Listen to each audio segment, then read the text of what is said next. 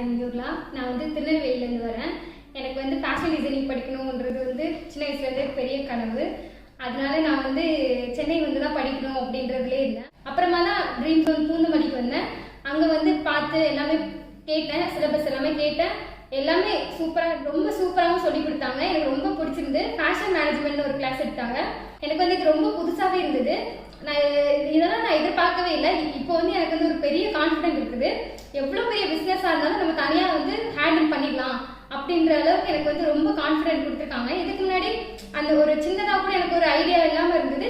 இங்கே படித்து முடிச்சோட ரொம்ப பெரிய ஐடியாஸ்லாம் எனக்கு ரொம்ப க்ரியேட்டிவாக வர ஆரம்பிச்சிது.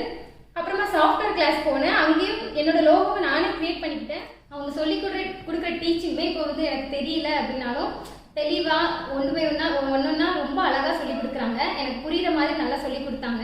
சாஃப்ட்வேர் கிளாஸுமே இப்படி தான் கூடவே இருந்து ஃபுல்லாகவே நல்லா சொல்லி கொடுத்தாங்க.